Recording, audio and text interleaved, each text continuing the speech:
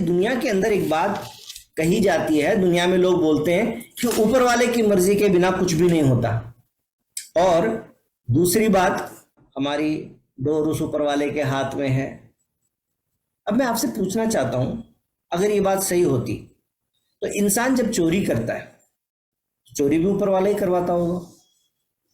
जब इंसान व्यभिचार करता है, व्यभिचार भी ऊपर वाला ही कराता होगा, क्योंकि इंसान के हाथ में कुछ है ही नहीं। तो जब उसकी डोर उसके हाथ में है तो वो पाप की डोर खींचता है, तो फिर इंसान पाप करता है। जब वो पुण्य की डोर खींचता है तो इंसान पुण्य करता है।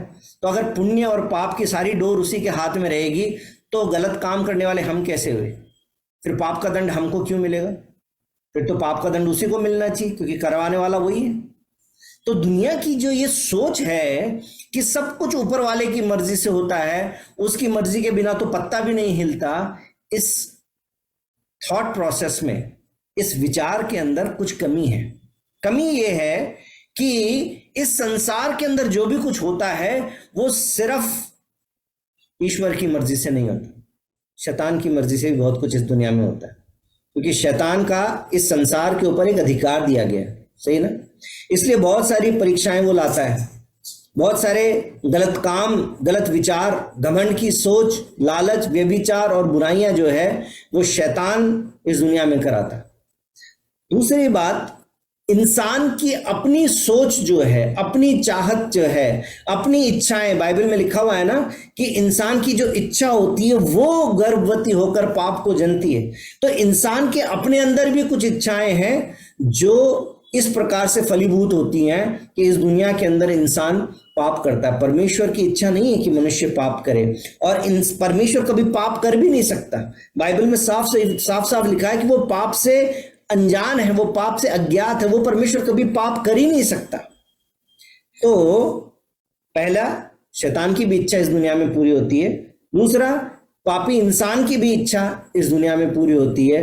और तीसरा, ईश्वर की मर्जी की भी बहुत सारी बातें इस दुनिया में होती हैं।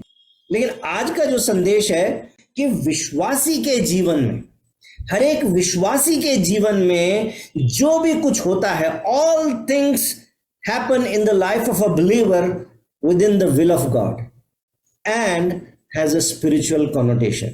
कहने का मतलब क्या है? एक विश्वासी के जीवन में जो भी कुछ होता है वो सब परमेश्वर की इच्छा के अंदर होता है, और उसका कुछ ना कुछ एक आत्मिक कनेक्शन होता है, एक आत्मिक जुड़ाव जरूर होता है। उसका कोई आत्मिक कारण हो सकता है या उसका एक आत्मिक प्रभाव हो सकता है।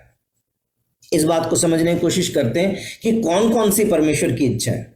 सबसे पहली बात है, परमेश्वर की एक परफेक्ट विल है। जो व्यक्ति अपने आप को परमेश्वर के हाथों में पूर्ण रूप से सरेंडर कर देता है, ठीक है ना, जो व्यक्ति अपने आप को परमेश्वर के हाथों में पूर्ण रूप से सरेंडर करता है, उसके जीवन में परमेश्वर की परफेक्ट विल पूरी होती है। इस दुनिया में एक विश्वासी के जीवन में बहुत सारी बातें ऐसी है जो परमेश्वर की सिद्ध इच्छा, परफेक्ट विल के अंदर होती हैं। बाइबल के अंदर कुछ एग्जाम्पल है, आप मेरे साथ में आके देखिए। उत्पत्ति की किताब, उसका 37 अध्याय, और यहां पर एक व्यक्ति है जिसका नाम है यूसुफ। उसकी जीवन की बहुत सारी घटनाएं हमको यहां पर सीखने को, देखने को मिलती। यूसुफ और उसके भाई, ये टाइटल लिखा हुआ है अगर आप 37 अध्याय पढ़ते हैं। और इसकी डिटेल में तो मैं नहीं जाऊंगा, मैं चाहता हूं कि आप स्वयं से इस अंश को खुद से पढ़ें। लेकिन लिखा हुआ है कि याकूब तो कनान देश में रहता था, वहां उसका पिता परदेसी होकर रहा था। याकूब के वंश का वृतांत ये है, यूसुफ 17 वर्ष का होकर अपने भाइयों के संग भेड़ बकरियां चराता था। और उसके आगे बहुत सारी बातें उसके बारे में लिखी है, और लिखा हुआ है कि याकूब अपने सारे बेटों से ज्यादा प्रेम यूसुफ से किया करता था। यूसुफ के जीवन के बारे में परमेश्वर की एक परफेक्ट विल थी, है ना, परमेश्वर की एक परफेक्ट विल थी। लेकिन अगर आप यूसुफ के जीवन को देखते हैं तो आपको लगेगा अरे ये तो बड़ी दुखों से भरी जीवन है, क्योंकि जब भाई उससे चिढ़ने लग गए थे, क्योंकि सबसे ज्यादा प्रेम पिता उससे करता था। फिर 5वें वचन में लिखा कि यूसुफ ने एक सपना देख लिया, परमेश्वर ने उसको एक सपना दे दिया। उस सपने के द्वारा परमेश्वर ने अपनी इच्छा प्रकट कर दी। और वो सपना इस प्रकार का था कि जो बड़े भाई हैं वो भी यूसुफ के सामने एक दिन दंडवत करेंगे, इस प्रकार की बात। इस बात से भाई लोग बहुत ज्यादा चिढ़ गए, और इसलिए 10वें वचन में क्या कहते हैं, इस स्वप्न का उसने अपने पिता और भाइयों से वर्णन किया। तब उसके पिता ने उसको डांट कर कहा, यह कैसा स्वप्न है जो तूने देखा? क्या सचमुच मैं और तेरी माता और तेरे भाई सब जाकर तेरे सामने भूमि पर गिर के दंडवत करेंगे? परमेश्वर की परफेक्ट विल थी, लेकिन डांट पड़ गई सबसे पहले तो। इसके कहने का मतलब क्या था? तू चुप रहता, देख लिया तो देख लिया, बताया क्यों? ऐसी बात भी कोई बोलने की है? तो तेरे माता भी तो तेरे सामने दंडवत करेंगे, तेरे बड़े भाई तेरे सामने दंडवत करेंगे। उसके बाद में भाई लोग जो है वो चिढ़ गए, और उसके बाद में आप जानते हैं 37 अध्याय के अंदर आगे उन्होंने उसको मारने की कोशिश की, और उसके बाद में एक भाई बीच में आ गया। 21 वचन में लिखा है, यह सुन के रूबेन ने उसको उनके हाथ से बचाने के विचार से कहा, हम इसको प्राण से तो ना मारें, हम इसको प्राण से ना मारें, इसको जान ना लें इसकी। फिर उन्होंने क्या किया? उसको एक गड्ढे में पटक दिया, गड्ढे में डाल दिया। उसके बाद में 27 वचन में वो कहता है, आओ हम इसे इश्माइलियों के हाथ बेच डालें, और उन्होंने उसको बेच दिया। 28 वचन में लिखा है, तब मिद्यानी व्यापारी उधर से होकर उनके पास पहुंचे, अतः यूसुफ के भाइयों ने उसको उस गड्ढे में से खींच के बाहर निकाला और इश्माइलियों के हाथ चांदी के 20 टुकड़ों में बेच दिया, और वे यूसुफ को मिस्र ले गए। उसके बाद में आप 39 अध्याय में आइए, वहां का टाइटल है यूसुफ और पोतीपर की पत्नी। अब यूसुफ जो है वो एक मिस्र देश में पहुंच गया, एक अच्छे मिस्री के घर में। लिखा है, जब यूसुफ मिस्र में पहुंचाया गया तब पोतीपर नामक एक मिस्री ने, जो फिरौन का हाकिम और अंगरक्षकों का प्रधान था, उसको इश्माइलियों के हाथ से जो उसे वहां ले गए थे मोल ले लिया। उसके बाद में थोड़े अच्छे दिन आ गए उसने जो मालिक था उसने सारा कंट्रोल उसके हाथ में दे दिया, परंतु ये भी कोई ज्यादा दिन नहीं चला। उसके बाद में मालिक की बीवी का मन उसके ऊपर खराब हो गया। वो सोचने लगी कि मैं जवान लड़का है, देखने में सुंदर है, मैं तो इसी के साथ संबंध रखूंगी। परंतु एक समय ऐसा आया जब वो उसको पकड़ लेना चाहती थी, और तब यूसुफ वहां से निकल के भाग गया। उसके कपड़े वहीं रह गए, वो नंगा भाग गया। अब आप समझ सकते हो कि औरत जो है वो अपने ऊपर तो नहीं लेगी कि मेरी गलती थी, तो उसने शोर मचा दिया, और शोर मचा के और अंगरक्षकों को बुला लिया। पति ने बोला, अच्छा तुम्हारे साथ में ऐसा किया, मैंने उसके ऊपर भरोसा किया, मैंने सारी जिम्मेदारी उसको दे दी, मैंने सारा अधिकार उसको दे दिया, उसने मेरे साथ ऐसा किया, अभी बुलवाता हूं उसको। और फिर अंगरक्षकों का प्रधान है, सेनापति है, फिरौन का हाकिम है, आसान बात नहीं है ना। पकड़ लिया उसको, पकड़ के कहाँ डाल दिया? अब उसको पकड़ के जेल में डाल दिया। उसकी अच्छाई के कारण, उसकी भलाई के कारण उसको जेल जाना पड़ गया। उसके बाद में 41 अध्याय के अंदर आके हम देखते हैं कि वो जेल में है, और उस समय पर परमेश्वर ने उसको वो गुण दिया कि जिसके द्वारा उसने कुछ सपनों का अर्थ बता दिया।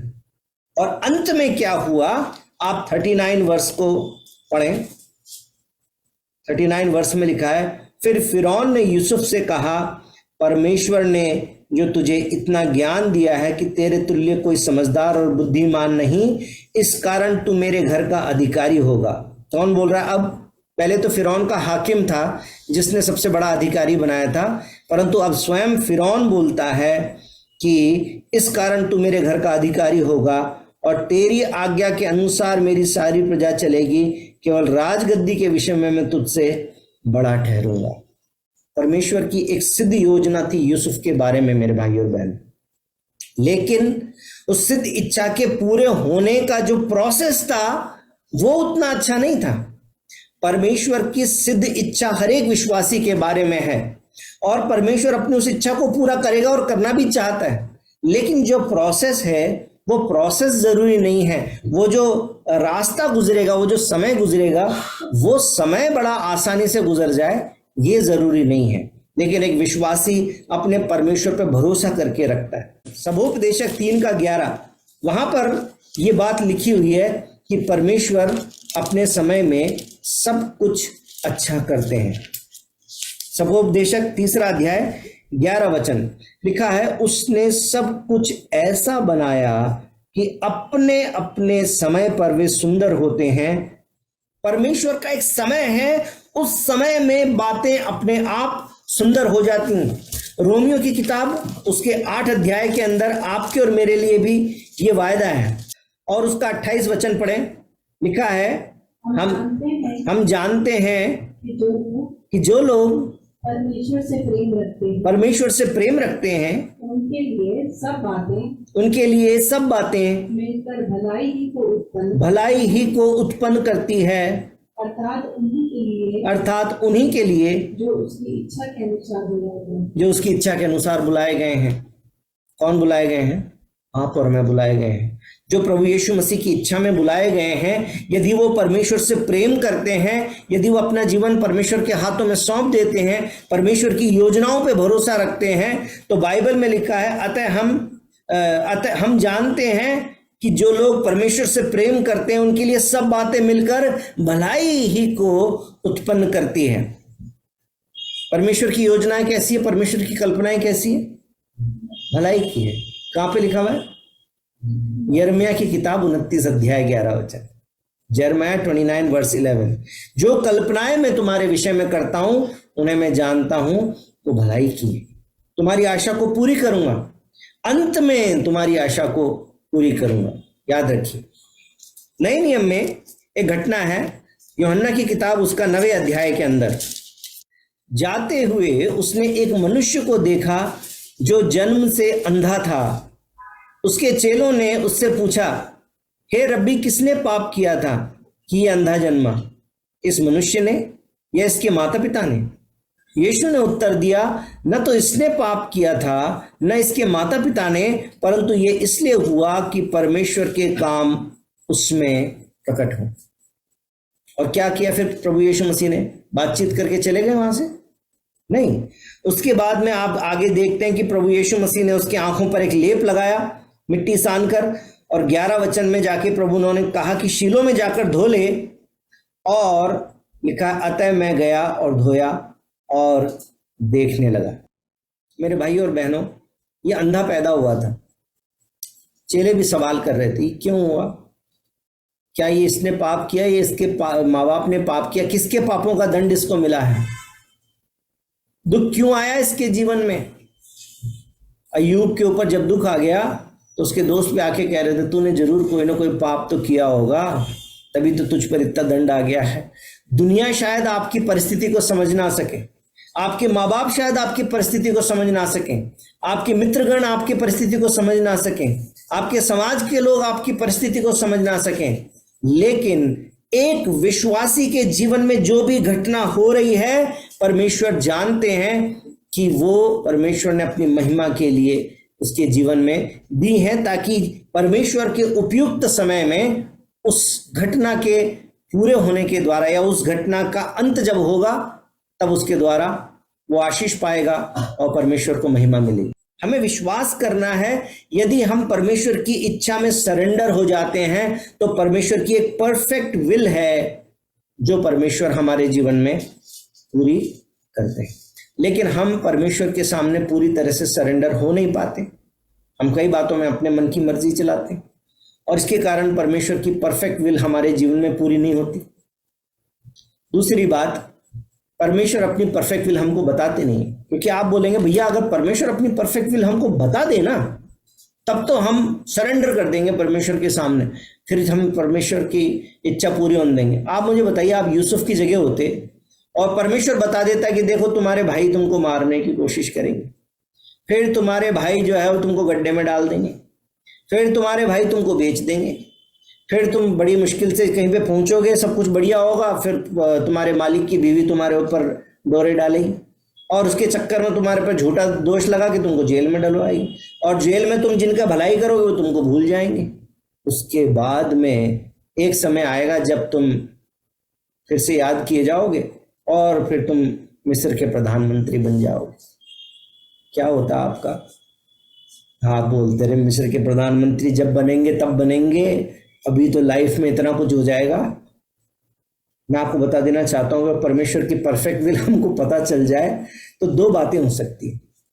या तो हम लापरवाह हो जाएंगे, क्योंकि अगर परमेश्वर की भलाइयां ही हमारे जीवन में, मान लीजिए कि परमेश्वर आपको बता दे कि आपके जीवन में सफलता आने वाली है, आप एक आईएएस अधिकारी बन जाएंगे, तो फिर आप लापरवाह हो जाएंगे। अरे जब परमेश्वर की इच्छा में अधिकारी बन जाएंगे तो बन ही जाएंगे, तो उस परमेश्वर की इच्छा को कौन रोक सकता है? फिर आपकी मेहनत जो है वो अधूरी हो जाएगी, आप लापरवाह हो जाएंगे, जो भी होगा देखेंगे बाद में, तो अधिकारी बन ही जाएंगे। और अगर परमेश्वर की इच्छा जो है कष्टों के द्वारा आपको निकाल के जाने की हो और यह आपको पता चल जाए, तो आप डर के मारे जीवन बिताएंगे। अरे वो दिन कब आ जाएगा, क्या पता परमेश्वर की इच्छा में है कि ये मेरे जीवन में ये बीमारी आएगी, या ये मेरे जीवन में ये असफलता आएगी, या मेरे जीवन में ये जेल का टाइम आ जाएगा, पता नहीं क्या हो जाएगा। या तो हम डर के मारे जीवन बिताएंगे या हम लापरवाह हो जाएंगे। इसलिए परमेश्वर अपनी सारी बातें हम पर प्रकट नहीं करते, और इसलिए क्योंकि हमें भविष्य का ज्ञान नहीं है, इसलिए अब हम क्या करते हैं, हम विश्वासी है ना, फिर हम प्रार्थना करते हैं। हम प्रार्थना में परमेश्वर के पास जाते हैं। प्रार्थना करने से परमेश्वर की जो सिद्ध इच्छा हमें नहीं मालूम है वो हमें मालूम चलने लगती है। बहुत सारी बातें हमें पता चलने लगती है, क्योंकि हम परमेश्वर पर भरोसा करने लगते हैं, हम परमेश्वर पर निर्भर होने लगते हैं, हम परमेश्वर के सामने सरेंडर करने लगते हैं। हम वचन को जितना पढ़ते हैं उससे हमें परमेश्वर की इच्छा पता चलती है, तो उससे हमारा विश्वास भी बढ़ता जाता है, और तब परमेश्वर बहुत सारी बातों में अपनी इच्छा हम पर प्रकट करते जाते हैं। लेकिन मैं आपको एक बात बताना चाहता हूँ, जब हम प्रार्थना करते हैं तो उस प्रार्थना के द्वारा एक दूसरी इच्छा है जो हमारे जीवन में पूरी होती है, वो है परमेश्वर की परमिटेड विल। एक होती है परमेश्वर की परफेक्ट विल। जब हमें परमेश्वर की परफेक्ट विल नहीं मालूम होती और तब भी हम प्रार्थना करते हैं, बाइबल में लिखा है ना कि परमेश्वर की इच्छा के अनुसार प्रार्थना करेंगे तो उस प्रार्थना का उत्तर जरूर मिलेगा। लेकिन हम में से कितने लोग हाथ उठाकर कह सकते हैं, हाँ मुझे तो परमेश्वर की इच्छा मालूम चल जाती है, फिर मैं परमेश्वर की इच्छा के हिसाब से प्रार्थना कर लेता हूं, फिर सब सही हो जाता है। ऐसा नहीं हो पाता। हमें कई बार परमेश्वर की इच्छा पता नहीं चलती है, और इसलिए हम क्या करते हैं, हम प्रार्थना करते हैं। एग्जाम देने जाते हैं उससे पहले हम प्रार्थना करते हैं, प्रभु सफलता मिले, प्रभु सफलता मिले, अच्छे मार्क्स आ जाए, प्रभु मेरा हो जाए इस जॉब में। और फिर परमेश्वर की एक परमिटेड विल हमारे जीवन में काम करती है। तो परमेश्वर की एक स्वीकृत इच्छा वो हमारे जीवन में पूरी होती है। परमेश्वर की एक ऐसी इच्छा जो परमेश्वर ने हमारी बातों को सुन के वो पूरी कर दी। लेकिन मैं आपको बताऊं, सिर्फ आप परमेश्वर से बातें नहीं कर रहे, शैतान भी परमेश्वर से बातें कर रहा है। अगर आप प्रार्थना नहीं करेंगे, शैतान प्रार्थना करेगा। शैतान प्रार्थना करता, मालूम है ना आपको? प्रार्थना का मतलब क्या होता है? बात करना। शैतान भी बात करता है परमेश्वर से। क्या बात करता है? आप पर और मुझ पर दोष लगाता है। ये शैतान का काम है।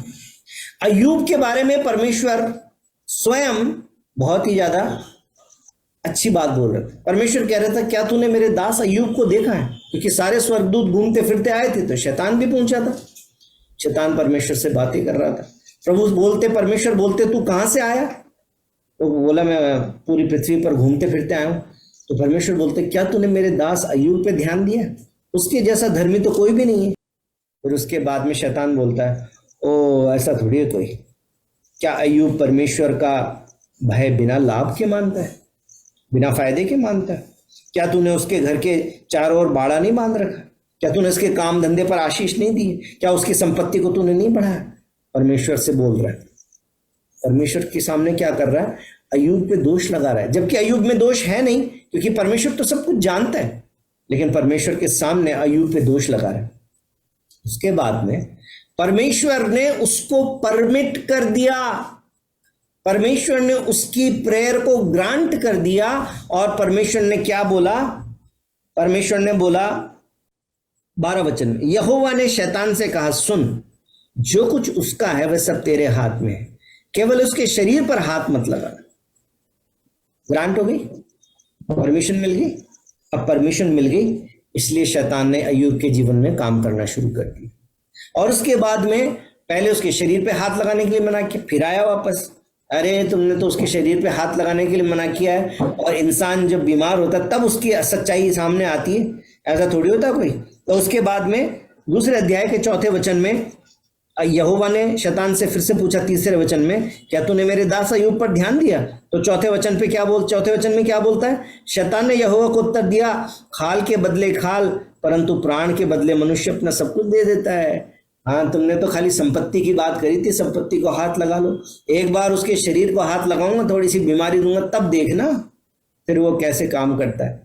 और फिर परमेश्वर ने क्या किया, फिर परमेश्वर ने उसकी प्रेयर को उसकी ग्रांट कर दिया, उसको परमेश्वर ने अलाउ कर दिया। यहोवा ने शैतान से कहा, सुन, वो तेरे हाथ में है, केवल उसका प्राण छोड़ देना, अब उसका प्राण मत लेना।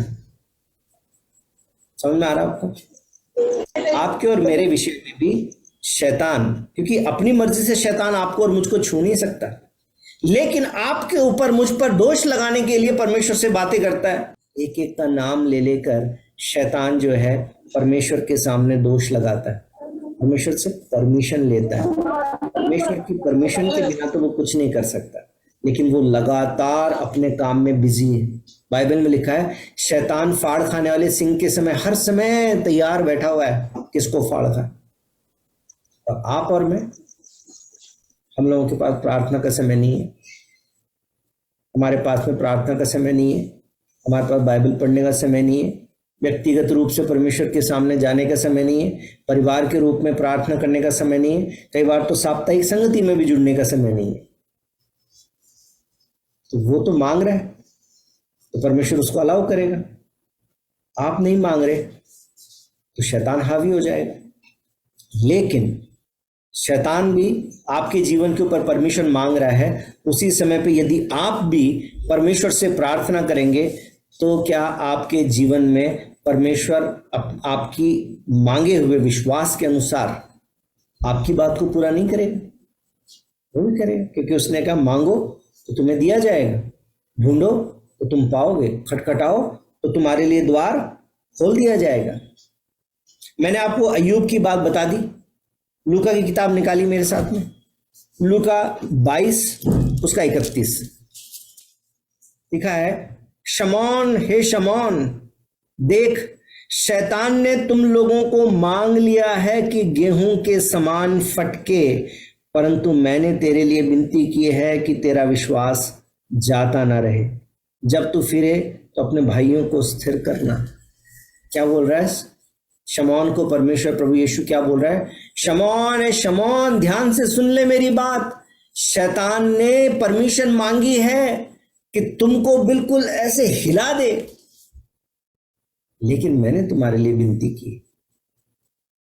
मेरे भाई और बहनों, पुराने नियम में सिर्फ अय्यूब के साथ नहीं था, शमौन के समय में यानी कि प्रभु यीशु मसीह के चेलों के ऊपर भी दोष लगाकर और शैतान ने परमेश्वर से मांगा कि मैं इनको कुछ कर दूं। वो शैतान चुप नहीं बैठता है, वो शैतान आपके और मेरे जीवन में भी काम करना चाहता है। आप अपनी बुद्धि पर भरोसा करके बोलेंगे मैं खूब तैयारी करूंगा, मैं एग्जाम में पास हो जाऊंगा।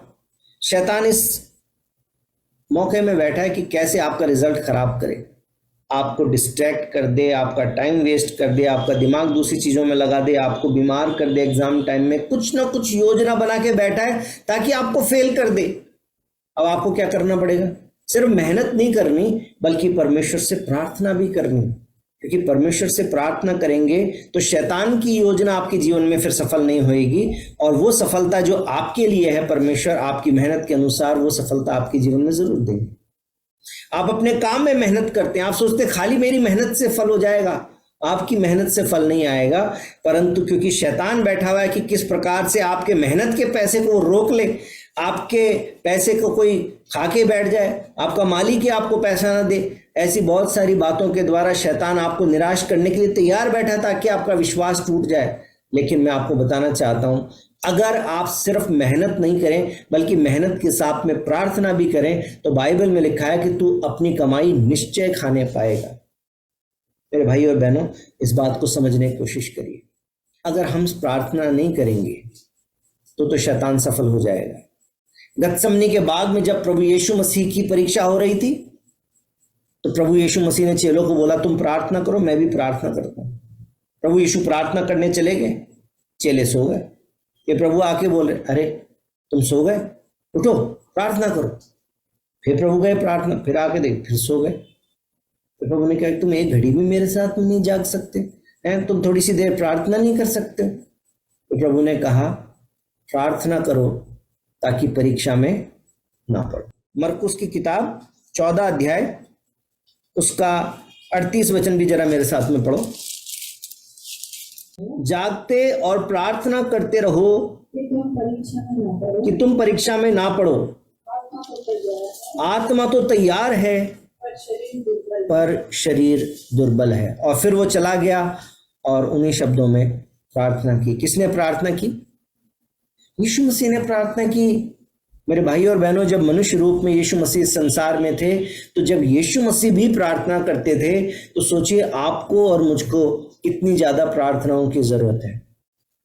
जब हम प्रार्थना करते हैं तो परमेश्वर की परमिटेड विल, परमेश्वर की जो अनुमति वाली इच्छा, यानी हम जो मांगते हैं उसको पूरा करने वाली स्वीकृत इच्छा जो है, वो हमारे जीवन में पूरी हो जाती है। हमें परमेश्वर की कई बार परफेक्ट विल नहीं मालूम है, कोई बात नहीं, लेकिन फिर भी जितना हमको मालूम है, जितना हमारा विश्वास है, उस विश्वास के अनुसार जब हम प्रार्थना करते हैं तो परमेश्वर की एक स्वीकृत इच्छा हमारे जीवन में पूरी होती है। परमेश्वर हमारी इच्छा को पूरी कर देते हैं। परमेश्वर कहते हैं मांगो तो तुम्हें दिया जाएगा। फिर आप मांगते हैं तो परमेश्वर बोलते हैं अच्छा, परफेक्ट विल तो मेरी ये है, लेकिन कोई बात नहीं, तुम ये मांग रहे हो, सिर्फ मैं तुमको ये भी देता। हमारी प्रार्थना के उत्तर में फिर बहुत सारी चीजें हमको मिलती। हम विश्वासी लोग उन्हीं सारी आशीषों को सोचते हैं यही आशीष, सिर्फ ये आशीष नहीं है, ये तो परमेश्वर की परमिटेड विल में से है। अगर परमिटेड विल में से आपको इतनी अच्छी आशीषें मिल जाती है, आप चंगाई मांगते हैं, चंगाई मिल जाती है, आप नौकरी मांगते हैं, नौकरी मिल जाती है, आप सफलता मांगते हैं, सफलता मिल जाती है, तो सोचिए जब परमेश्वर की परफेक्ट विल आपके जीवन में पूरी होगी तो कितनी अद्भुत आशीष आएगी। हाँ, ये बात सच है कि वो जो रास्ता है, वो रास्ता कभी कभी मुश्किल हो सकता है। प्रकट में जो परिस्थिति बनेगी, आपको लगेगा अरे ये कौन सी परिस्थिति आ गई, मेरे जीवन में ऐसा क्यों हो गया, मैंने ऐसा क्या कर दिया, परमेश्वर ने मुझे क्यों छोड़ दिया, परमेश्वर कहाँ चला गया, परमेश्वर मेरी सुन क्यों नहीं रहा। ऐसी परिस्थितियां आपको महसूस हो सकती है, लेकिन परमेश्वर की परफेक्ट विल में जब आप बने रहेंगे तो परमेश्वर आपके जीवन में उस काम को पूरा करेगा जिसकी कल्पना भी आपने नहीं की थी, है ना। पहला कुरिन्थियों 2 अध्याय उसके 9 वचन में वो बात लिखी हुई है जो बस कह के और आज की बात को मैं खत्म कर देता हूँ। पहला कुरिन्थियों 2 अध्याय 9 वचन। परंतु जैसा लिखा है, जो बातें आंख ने नहीं देखी और कान ने नहीं सुनी और जो बातें मनुष्य के चित्त में नहीं पड़ी, वे ही हैं जो परमेश्वर ने अपने प्रेम रखने वालों के लिए तैयार की। परमेश्वर ने कुछ तैयारी कर रखी है, because that is in the perfect will of God. परमेश्वर की सिद्ध इच्छा में कुछ बातें हैं जो परमेश्वर ने आपके और मेरे बारे में सोच रखी हैं। लेकिन यदि हम परमेश्वर से प्रेम करेंगे, परमेश्वर पे विश्वास करेंगे, परमेश्वर में बने रहेंगे और इतना भरोसा करेंगे कि हर परिस्थिति में भी परमेश्वर का धन्यवादी रहकर उस पर भरोसा करें, उस पर विश्वास करें, तो परमेश्वर की वो इच्छा आपके जीवन में पूरी होगी जिसके बारे में लिखा है कि जो बातें आंखों ने नहीं देखी और कान ने नहीं सुनी और जो बातें मनुष्य के चित्त में नहीं चढ़ी, वही हैं जो परमेश्वर ने अपने प्रेम रखने वालों के लिए तैयार की। यदि आप परमेश्वर से प्रेम करेंगे, यदि आप परमेश्वर के प्रेम में बने रहेंगे, तो यही सारी बातें आपके जीवन में पूरी होंगी। यदि आप एक विश्वासी तो हैं लेकिन परमेश्वर की इच्छा से बाहर चले जाएंगे, यदि परमेश्वर पर विश्वास नहीं करेंगे, यदि आप परमेश्वर के वचन को नहीं पढ़ेंगे, यदि प्रार्थना नहीं करेंगे, यदि समझौते का जीवन जीने लगेंगे, यदि गलत बातों का सहारा लेने लगेंगे, तो मेरे भाई और बहनों, फिर परमेश्वर की इच्छा आपके जीवन में पूरी नहीं होगी। फिर बाद में आप संसारिक की तरीके से ही देखिएगा कि चाहे वो शैतान की इच्छा आपके जीवन में पूरी हो सकती है, वो आपके शरीर की इच्छा आपके जीवन में पूरी हो सकती है, या परमेश्वर का जो अनुग्रह है, जो कॉमन अनुग्रह है, जो सब कॉमन ग्रेस जो सबके लिए, वो आपके जीवन में पूरा हो सकता है बस। लेकिन यदि आप एक विश्वासी हैं तो आपको परमेश्वर पर विश्वास करना है, आपको भरोसा रखना है, आपको प्रार्थना करना है, आपको वचन पढ़ना है और परमेश्वर में बने रहना है। यदि आप परमेश्वर के प्रेम में बने रहेंगे तो परमेश्वर का वायदा है कि अंत में सारी बातें मिलकर आपके जीवन में भलाई को उत्पन्न करेगी। परमेश्वर का वायदा है कि परमेश्वर के समय में सब कुछ सुंदर होगा। परमेश्वर का वायदा है कि जो आंखों ने नहीं देखी, कानों ने नहीं सुनी और जो किसी के चित्त में भी नहीं पड़ी, वो आशीष परमेश्वर आपको देगा। आमीन। बोले यीशु मसीह की जय। प्रभु आप सबको बहुत आशीष दे।